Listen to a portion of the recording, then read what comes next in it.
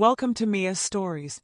Make sure to subscribe to never miss an update, and a lucky chance to video chat with me. Emily had always enjoyed her job as a marketing executive at a prestigious company. The pay was good, the work was challenging, and her colleagues were like family. However, there was one thing that always made her feel uncomfortable: the company retreats. Every year, the company organized a retreat for all employees to relax, bond, and have fun. While most of her colleagues looked forward to these retreats, Emily dreaded them.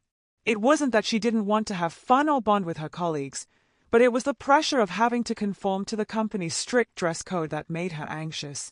Emily was a closet crossdresser. Ever since she was a young girl, she had always been intrigued by the clothes worn by her mother and older sister. As she grew older, she found herself sneaking into their closets, trying on their dresses, skirts, and heels. It was her little secret, one that she kept hidden from everyone, including her colleagues at work.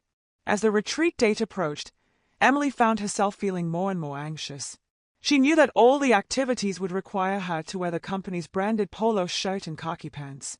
Every year, she would try to come up with excuses not to attend the retreat, but her boss, Mrs. Smith, always insisted that it was mandatory for all employees. Emily spent weeks preparing for the retreat, trying to come up with an excuse to skip it. But as the day of the retreat drew closer, she realized that she had no choice but to attend. On the morning of the retreat, she reluctantly got dressed in her polo shirt and khaki pants. She looked at herself in the mirror and let out a sigh. She hated how masculine she looked in those clothes. As she arrived at the retreat location, a beautiful lakeside resort, Emily couldn't help but feel envious of the other female employees who looked effortlessly chic and feminine in their outfits. She tried to shake off her feelings of self-doubt and joined her colleagues for breakfast. After breakfast, the group was divided into teams for the day's activities. Emily was assigned to the team building group, along with her boss, Mrs. Smith, and 4 other male colleagues. Emily's heart sank when she saw that the activity for that group was a game of soccer. She had never been a sports person, and the thought of running around in her polo shirt and khakis in front of her colleagues made her feel even more uncomfortable. Just as they were about to start the game, a thunderstorm hit, forcing the group to take shelter in one of the resort's conference rooms. The team leader suggested they play a game of truth or dare to pass the time. Emily's heart raced as she nervously waited for her turn. She was afraid of what truth or dare might reveal about her secret. When it was her turn, she chose truth. The team leader asked her if she had any secrets she had never shared with her colleagues. Emily felt her face flush with embarrassment as all eyes turned to her. She couldn't reveal her secret, but she also couldn't lie. Just as she was about to stammer out an answer, Mrs. Smith stepped in and said, "Emily has a secret talent that I think she should share with us." Emily's heart stopped as Mrs. Smith motioned for her to come to the front of the room. With shaky legs, Emily made her way to the front of the room, unsure of what her boss was up to. Mrs. Smith whispered, "I know your secret, Emily, and I think it's time for you to embrace it." Emily was shocked. How did her boss know? She was terrified of being exposed, but at the same time, a glimmer of hope sparked in her.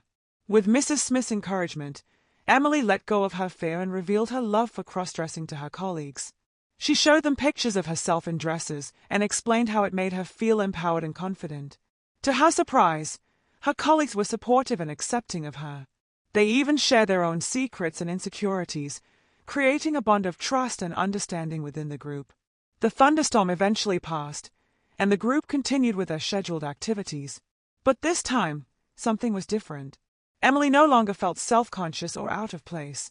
She felt accepted and free to express herself without judgment or ridicule.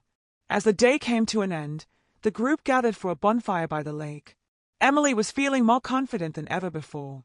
She had even changed into a flowy sundress that she had secretly packed in her bag. As she danced around the fire with her colleagues, she felt a sense of liberation she had never experienced before. The retreat came to an end, and everyone returned to work with a newfound appreciation and understanding for each other. Emily's colleagues no longer saw her as just a woman in a suit, but as a multifaceted individual with a unique and beautiful side. From that day on, Emily no longer felt the need to hide her cross-dressing tendencies at work. She started incorporating more feminine pieces into her daily wardrobe, and her colleagues were supportive and encouraging. The company retreat had not only brought Emily closer to her colleagues but also gave her the confidence to embrace her true self. As she looked back on that fateful retreat, Emily couldn't help but feel grateful for the unexpected turn of events. She had gone from dreading the retreats to looking forward to them, knowing that she could be her true self without fear or judgment. And that's a feeling she would carry with her for the rest of her life.